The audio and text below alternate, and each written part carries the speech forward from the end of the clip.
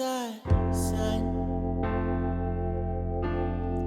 He was devoured by earth. There was a God. They call him the Father. And there was a means to make a valley with grace out of this hole that I've dug for me. He made a valley of grace where things would change. This is the Valley of Grace podcast, helping women create an empowered new chapter of life. And this is episode 109, believe it or not, episode 109. And it is entitled, Creating an Empowered New Chapter of Life After Birth Story Trauma. Okay, so we're going to go way back to 1998, and this is April of 1998. Well, we'll go back a little bit before that, actually. A few months before that, I was about 6 months pregnant, and I had been going in for my OB-GYN checkups, making sure everything was on target, and my OB-GYN noticed that my platelet levels had started going down, okay? And she said, well, it don't seem like it's too much to worry about. We will keep an eye on it, but you should be okay. Okay, I was a little nervous. I was a first-time mom. I was 24 years old at the time. And so I was nervous. Like I said, first-time mom, and I'm thinking, platelet level, what does that mean? Then you start looking up things on the computer. I looked up a little bit, but I had a lot of questions in my mind. I had never heard about a platelet level going down, and she said she didn't feel there was anything to be concerned about. We would monitor it, monitor my blood pressure, monitor my thyroid levels because I was hypothyroid, but, we were just thinking everything would be fine and be good to go. So what ended up happening was we got pretty close to my due date, and she decided that whether I had dilated or not, I was going to be induced on the 23rd of April. And it worked out because at the time I was taking a class at a computer business school downtown Chicago. And so I'm like, okay, this is perfect, Lord. I'll get my final exam done earlier, and then I can be prepared to have this baby, so the timing was perfect. And then I figured I'd take some few months from off school, and then I would go back to get my bachelor's degree because I was in between schools and trying to decide what I really wanted to do as opposed to what it was I should do based upon what everybody else had been telling me, okay? So we were watching the levels, time went on, and as time went on, the numbers were steadily going down. My platelet levels was just going down, down, down. And like I said, this started somewhere between 6.5, 7 months pregnant. Okay, so the day of my induction came, and my ex-husband dropped me off at the hospital. And what had happened, he was doing his intern. He had to do some field work. And I had requested for him to take off so he could be with me so I wouldn't be by myself. And even though his mom and my mom were scheduled to sit with me, they were going to come maybe 2-3 hours, like maybe 2 hours after he dropped me off. They would be they were going to arrive at the hospital. So I did not want to be there at any point by myself because of the fact that I felt like I needed some support. This was my first time having a baby. I didn't know how things were going to go. And for any type of thing that's emotional, no matter what it is, male or female, having support there is what helps to ground us. Having that community and that emotional and mental support, spiritual support, is what helps to keep us grounded and on target. And so I remember the nurse coming in and me feeling shamed and embarrassed because I knew that I was profiled. She asked me, was the father of the baby involved in the baby's life? And I knew it was because I was Black that she was saying this. So I was hurt because of that. And I was also hurt because I had asked my ex-husband to talk to his fieldwork supervisor to allow him to take take the whole day off of fieldwork instead of me texting him when it was close to the time and him leaving fieldwork and coming to be with me. I just felt that he should have been there the whole day. And so trying to digest that, being there at any point of time by myself in the hospital room and getting ready to have a baby was not a good feeling. And when the nurse said that, it just added on to my insecurities and my already fragile state because no one was there with me at the time. So within a couple of hours, my mom and my ex-mother-in-law made it to the hospital and were in the room there supporting me. And I was scheduled to be induced. They gave me the medicine, but even though it was causing me to have labor pains, it was not enough for anything major to go on. So my doctor said, you know what? We need to quicken this process. So what she did was, because even though the monitors showed I was having contractions, like I said, they were not intense enough. I was not hurting that bad. Really, hardly feeling it at all. And maybe because I have rough cycles anyway. So she said, well, I'm just going to kind of help you along. I'm going to tear the placenta a little bit, and that should help you along. And I remember she did that, and it felt like literally like my whole world had ended. And I had already signed papers saying, no, I do not want to be giving the epidural.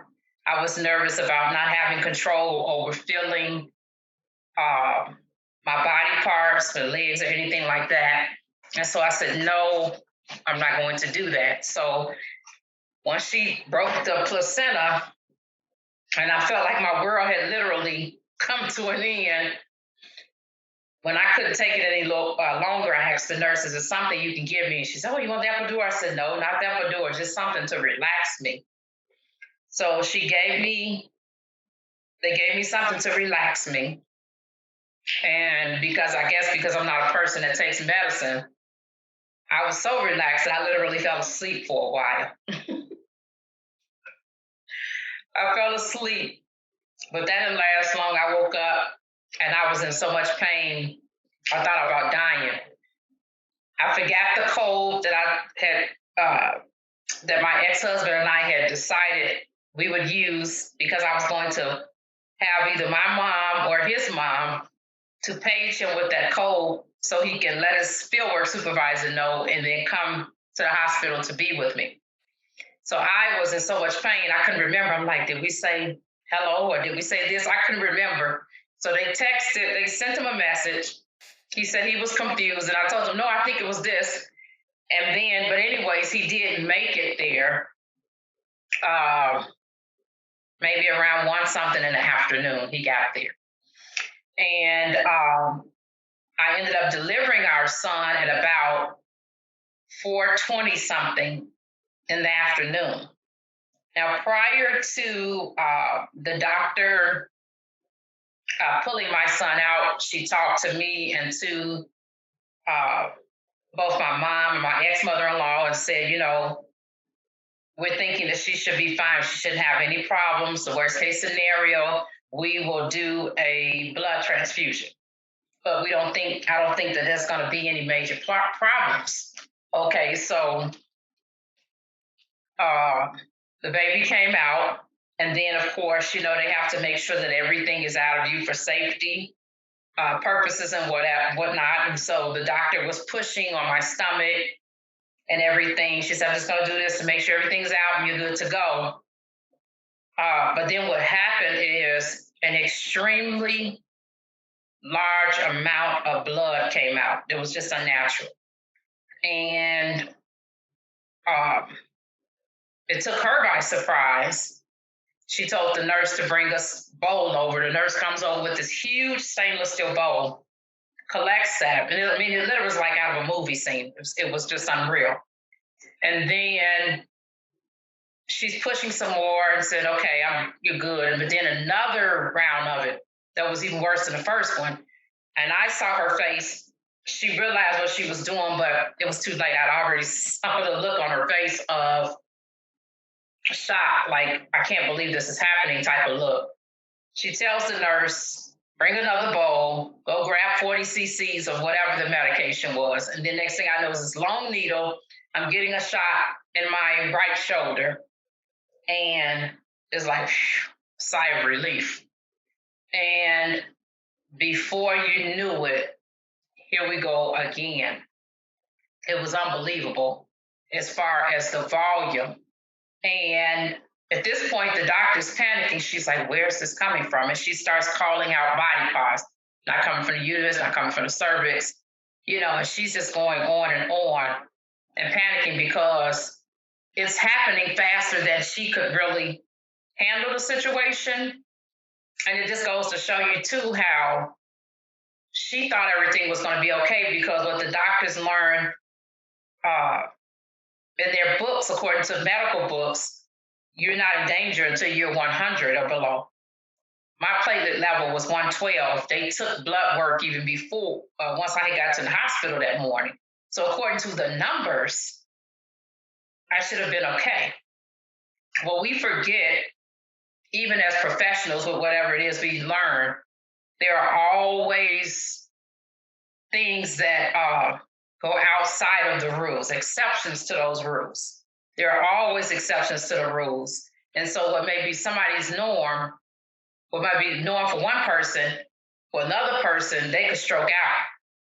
So 112 was actually dangerous for me. And what number really was dangerous? Because it was at 112. So who knows what the danger point was for me? Because medically they say 100.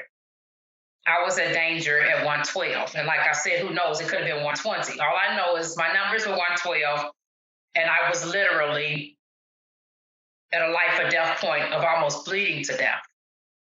And while this was all going on, we had two things happening. The doctor literally trying to save my life, my mother and ex-mother-in-law, and my ex-husband passing the baby back and forth. Then I remember seeing my mother and ex-mother-in-law passing my son back and forth. And I remember my ex-husband going, look at his head, look at his head, look at his head, it's so big. Because of the fact that the doctor did not want to cut me. So when she pulled my son's head out, it came out pretty long, like a long egg-shaped head. So he was so focused on the baby's head, and, they were like the excitement. And I could see my mother still looking at me out the corner of her eye, wondering, was I going to be okay? So it was like a lot of different things, like me being concerned about my health, but at the same time, because of what was going on with me, my brain would not even let me absorb what had actually happened at that time. I knew that I was in danger, but my brain wouldn't let me realize that. And I saw the look on my mother's face as they're passing the baby back and forth. And I hear my ex-husband, look at his head, look at his head. And I was thinking, like, okay, look at his head, but I'm over here like literally fighting for my life. And so what ended up happening was that after one more shot of the 40 cc's of whatever medicine it was, the bleeding stopped, but I had lost so much blood. And I didn't realize it until later that later on that evening when I got ready to go to the bathroom and the nurse asked me if I was going to be okay, I said, oh, yeah, I think I'm fine. Because my numbers had started to go back up to the way they were supposed to right after having the baby. And I didn't realize that I should not have done that. So I get to the bathroom and I start thinking, I feel kind of weird. I was holding on to the sink and all of a sudden it just rushed on me. And I started like seeing black. And I said, oh, maybe I'll be okay. I used the bathroom and then I hollered out. The nurse came and got me and she's, husband. And my ex-husband got the other side of me and got me back to the bed. But overnight, the nurses kept coming in and all my numbers were going back to normal. The thing about it, after all of this happened, it was very scary for me. I kept thinking that I bought some iron pills and took those, but I kept thinking, what if while my ex-husband was at work, what if I passed out here in the house while caring for the baby? That's what I was nervous about. Even though my numbers had started going back up, I was still taking iron because I still felt a little bit lightheaded, but nowhere near like it was in the hospital. But that was part of what I kept thinking. And then I just had to pray about it and go on because my mother was working her own job at the time. My ex-mother-in-law had her own responsibilities at home, and she was able to come and spend like 2-3 days with me a few times to do laundry, but then go right back, take the train back home. But I was basically on my own. My ex-husband was doing his field work and finishing up and doing his small part-time job that he had. So I just had to make it work, and it was by the grace of God, I was okay. Now, what the specialists tell you, the professionals, okay, when I say professionals, I'm saying like a therapist, psychiatrist, psychologist, etc. Okay, /// you recover better from trauma right after it happens when you have someone that you can immediately bond with, someone who is there with you physically is better. But even if you can talk to them on the phone, just someone to be able to connect to immediately helps to reduce the long-lasting effects of trauma. And that could have been a reason why it did not hit me had I been there totally, completely by myself. Or maybe if it was just me and my ex-husband, I don't know how I would have done, but it was me and him and my mom and my ex-mother-in-law. So that could have been the reason why I did not feel the effects right then. What I had to do is have enough courage once I got home to know I can't walk around in fear. I hope and pray I don't pass out. If I get the feeling, I have to lay down, but I cannot continue to walk around in fear. That was the first part of the empowered new chapter of life for me after having him. The second thing was I really did not totally process the whole event, and I did not know that. So let's rewind to, this is 2021. About 4 years ago, I'm in a mom's group, and I'm hearing a story about somebody else that almost died from bleeding to death. And I literally held on to the table in front of me with all of my might and was bracing myself. And I could tell that I literally was coming undone. I was literally unraveling and going down a downward spiral. So from all that time, from 1998 to 2017, the trauma of that event had not hit me the way that it really, I guess, could have hit me initially after it happened. And like I said, it could have been because of the fact that I had family members there. Now, what it was is that when it hit me, it wasn't like I was spiraling out or disassociating or anything like that. It hit me, the trauma hit me as extreme grief and crying out in my soul. And me going through the different, having flashbacks of the different scenes. But mainly it was extreme heavy grief, like somebody has died, heavy grief. That's how deep it was. And I said, ooh, after I heard the news about the other person, I was like, this is not going to be pretty. This is going to be really intense when it comes up, because I know if it just came up and I can see now how much of an effect this had on my body and it's residing down in there. When it come up later, I'm going to have to let it rip, so to speak. And I did end up doing that. Now, had I not allowed myself to cry really deep and hard, as if a life had been lost, which my life was all really at stake, literally, had almost been gone. So if it had not, if I had not given in as far as pressing in, I would use those terms, pressing in and allowing myself to feel, uh, allow myself to feel those emotions and to grieve it out, those deep, heavy emotions, it would have stayed in my body and I could have just been walking around a mess. And that's what happens when the pain comes up and it's like your brain's like, okay, I'm ready to resolve this, and we fight it, we are actually doing our bodies, our souls, our spirits a disservice, because our brains and our bodies are ready to deal with it, but we're going like, I'm not touching that. And so we are prolonging the trauma.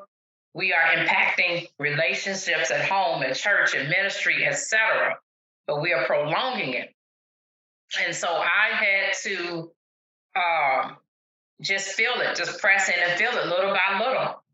And there are some times still now, every blue moon, where something from that time happens and I have to allow myself to feel it. But most of it, the deep, deep part of the beginning, I was able to feel right around that time. But I promise you, it was not pleasant. And so my empowered new chapter of life after birth story trauma was deciding not to try to stuff that. I had already had experience in stuffing and suppressing, and I promise you, it was not a pretty sight for me doing that.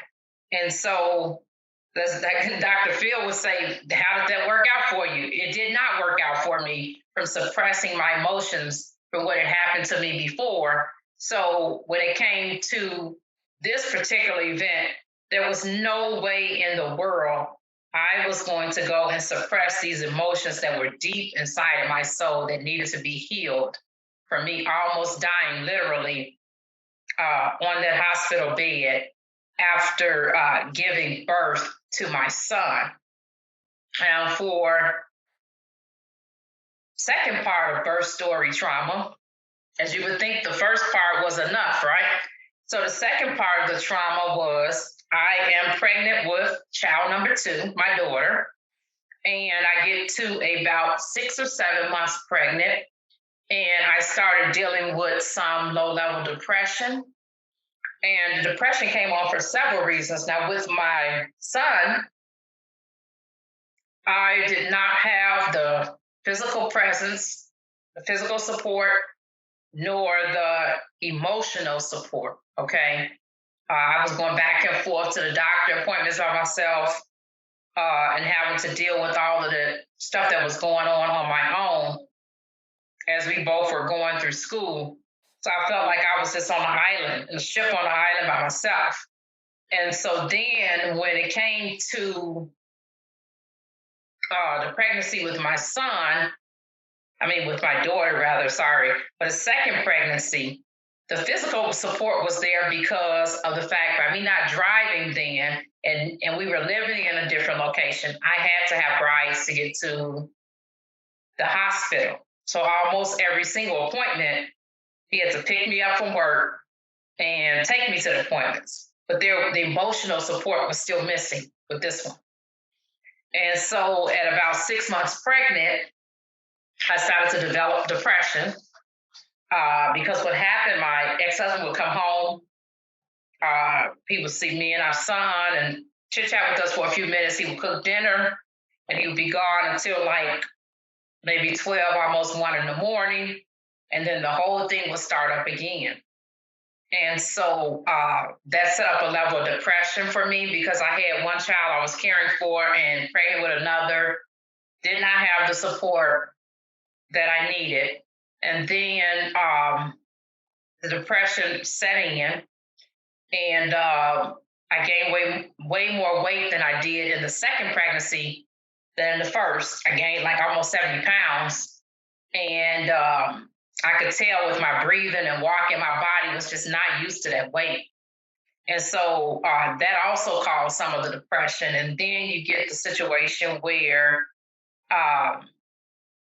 after I gave birth to our daughter, it got to the point where my ex-husband withdrew all affection towards me. That was the beginning of it. And so between that and me dealing with postpartum depression, after having our daughter, I had a rough go. So the second pregnancy ended up being traumatic as well. And that trauma came from postpartum depression and having to take care of two kids by myself, because what happened after I had my daughter, then once again, I was still home in the evenings, and every day just kept turning into the next day. And as I was trying to heal from her to be able to go back to work, when she turned, I think I went back somewhere around 7 or 8 weeks, somewhere between 6 and 8 weeks, I went back to work. But before that, the postpartum depression was so bad, I was scared to let the doctor know, because I thought, for some reason in my head, I was thinking that my kids were going to be taken away from me. But every time my ex-husband would leave out the door after cooking in the evenings, I started having panic attacks, and my mental and emotional state was not well. And so I was dealing with this day in and day out. And I remember right under 2 weeks, probably somewhere around 10 days, a good family friend of ours ended up passing away. And I normally wouldn't be one to be quick to run out to try to go somewhere after having a baby. But so my ex-husband mentioned about the funeral. I was like, I'm going with you. And I was only 10 days post-delivery. And I remember my ex-mother-in-law seeing me at the funeral. She said, girl, I can't believe you, Katina, you came out and you still got the baby smell on you. And that didn't make me feel good because of what she said. And at the same time, what she didn't know and my mother didn't know, no one else knew, I so needed to be out that day. I was like, I needed it for survival. That's how bad the postpartum depression got. And as I mentioned before, when it comes to trauma, it's lessened when you have someone to walk through it with you. So if I had invited people in, I would not have had to suffer so. And so the postpartum depression, once that ended, then I had a layer of regular depression. This went on until my daughter was almost 3 years old. The way that I was able to make it, though, to put one foot in front of the other for an Empowered New Chapter Life, even dealing with depression by myself, is every day I set in my mind, no matter how I'm feeling, I'm going to get up, I'm going to do this, I'm going to do that with the kids. And I kept myself busy. I kept myself moving forward. And when negative thoughts would be in my head, I'm like, no, stop, Tina, we're not going to go there. And so that was my moving forward for what I knew how to do then, which was a good thing as far as me having some type of plan of moving forward. What I didn't realize when I was telling myself to stop, I was constricting my stomach, which was preventing my emotions from fully having control to come out and allow me to grieve, which probably would have taken me out of the depression sooner. I did not realize that. The tools that I have now are not the tools that I had then. So I was doing the best that I could with the information that I had at the time. And so a lot of times we want to judge ourselves today for what it was we didn't know, for what it was that happened way back then when we didn't have the same type of information, the same wisdom, the same experience, and et cetera, on and on and on. And so, but me talking myself down, talking to myself every day, putting one foot in front of the other. And like I said, this was almost 3 years before I felt like the old Tina again. And had I known and just reached out instead of being so fearful of what other people are going to think. And then you got the also the layer of being a Black superwoman and taking care of everything on your own, which I didn't have to do, but I was still afraid about that and afraid of, okay, what's going to happen if I take antidepressants? And like I said, I didn't know that if I at least allowed some of those emotions to come in and have gotten it out, then it would have been better. It would have lightened up the depression. But I didn't realize at the time when I was telling myself no, I was constricting my stomach at the same time. And I can remember sometimes bathing my daughter when she was a toddler and telling myself that when I started having like certain things going on in my head, but praise God, that was my embracing and empower new chapter of life, those steps of being able to move myself forward out of that for what I knew at the time. And a lot of times we will get stuck in something because we feel that, okay, this is not going to get better. It's just going to remain like this forever. The devil is a liar. We can get out of it. And as I mentioned, when we go through trauma, if we can immediately connect to somebody physically would be good. If we can't, talking to them on the phone would be helpful as well. Like what happened, let's see, this was 2019, August 2019. I got hit on my way to work. And so what ended up happening is, even though I was kind of like dissociating and disoriented, I called my mother. I first tried to call my son, and he didn't answer after trying him for a few times. Then I called my mother, apologized for calling her so early, and told her what happened. And after I talked to her for about 20 minutes, I said, okay, I can pull off now. Had I not done that, the idea that this happened alone, out in the dark, at that time of morning, 4 something in the morning, I could see that it would have been so traumatic that I just would not have been able to, I would have had a hard time. I won't say I wouldn't have been able to deal with it because I did have some tools then, but I would have had a hard time trying to reacclimate myself to my routine. And for the first couple of days after the accident, the trauma didn't set in. But then once it set in, every time I got behind the wheel of the car, I kept thinking, what if somebody hits me? What if I don't stop enough time? Because I got hit when I had to stop so that I wouldn't run the light. And it was slick and raining that morning. Okay. So, but me being able to talk to her for that comfort, oh my goodness, it helped out 100%. But after my daughter, I did not have the physical or emotional support that I needed because I kept everything to myself. And so I'm saying this to help someone out there who thinks that you have to carry all of that alone because you don't have to. Yes, the Lord is there to help us through, to be there when no one else is there. However, we need that community in order for us to heal. We need people backed up in our corners to help us to walk through this process. And before I end this episode, I'm just going to read from Genesis 35, 16 through 18, where it says, Jacob and his group left Bethel. Before they came to Ephrath, Rachel began giving birth to her baby. She was having a lot of trouble with this birth. She was in great pain. When her nurse saw this, she said, don't be afraid, Rachel. You are giving birth to another son. So Rachel had this support there, the nurse telling her, don't be afraid, you got us here. And she must have been able to tell that something was wrong, but the nurse was reassuring her. And it said Rachel died by giving birth to the son. Before dying, she named the boy Benoni, but Jacob called him Benjamin. So this had to be their traumatic story. Here it is, you're thinking you're heading to Bethlehem, you're heading back to where you feel the Lord has told you to go. You and your family and your wife goes into labor and you're like, oh, this baby's gonna be born, but it turns into a traumatic birth story.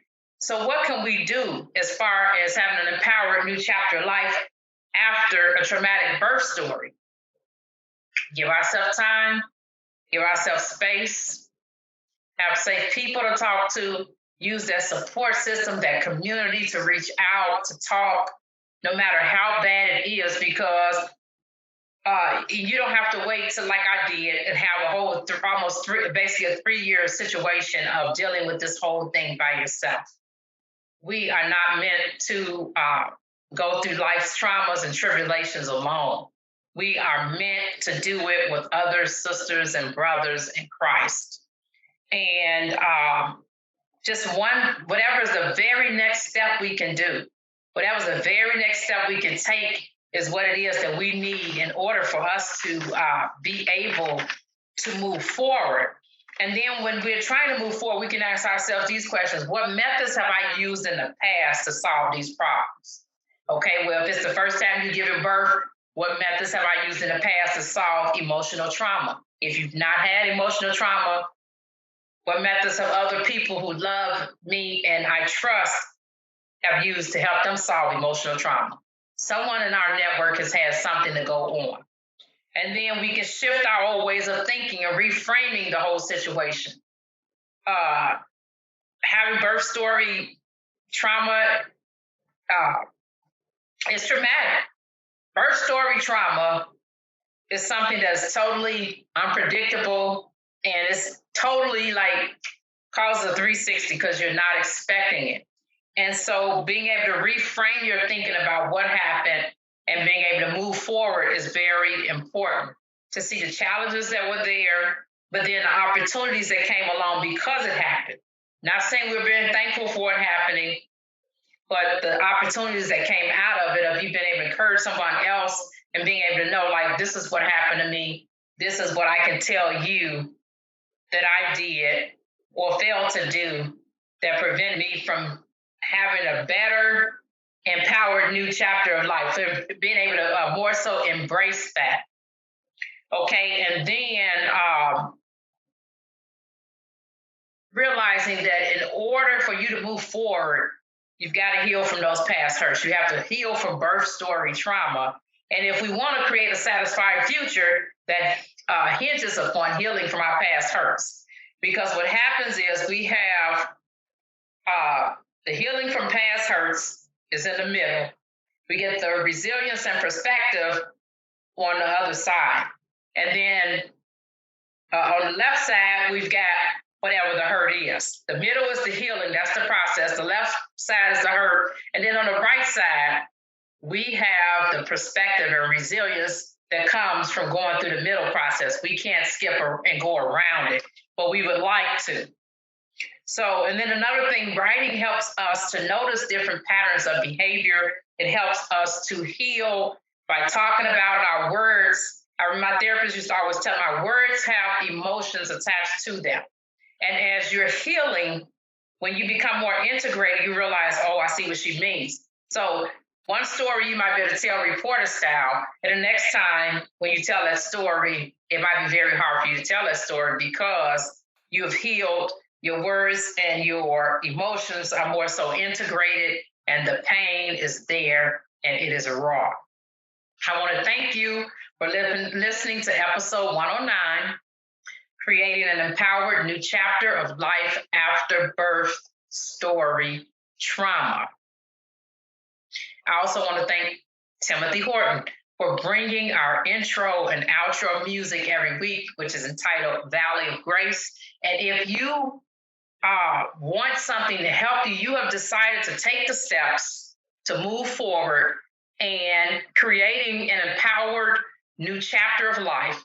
You are wanting to reclaim your identity and your power so that in turn you can create an empowered new chapter of life, but you don't have anything to help you as far as worship music to carry you along the way. Some song that helps to minister to your soul, to help to remind you, I don't have to go back to these cycles. I don't have to continue trying to control the other person. I can change myself, and my change will in turn attract change in the other person, whether it's good or bad. But I don't have to do this alone. I don't have to stay in a state of languishing or feeling hopeless and like I don't have the music to support me in this. So if you can go and download the Valley of Grace song from Amazon. It's out there for purchase, and you can get it on iTunes as well. Part of the lyrics, I won't go back to the way it used to be. I won't go back again. And so when it comes to those unhealthy relationship patterns, we need that reminder. I won't go back to the way it was again. Okay? We need to feel like we're being held by the Lord. And I just want to thank you for being faithful listeners. Thank you for your support. And if Valley of Grace podcast is making a difference in your life, if you can go out there and leave a review. We're available on Stitcher. We're out there on iTunes, Google Podcasts, Apple Podcasts, and wherever, pretty much wherever you listen to podcasts, we're out there. Until next time. The love that refines.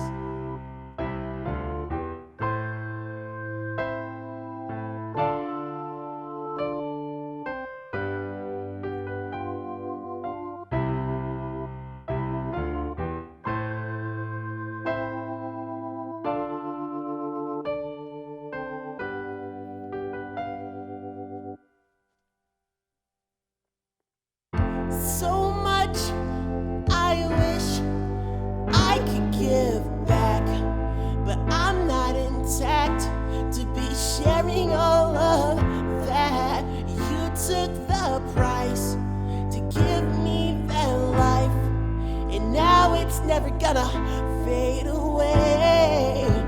When I see I need more of him, he whispers the sweetest of mercies upon my ears, and I won't go back the way it was again, again, again. And now a valley of grace where things would change. I've seen the lights of valley of grace where things have changed.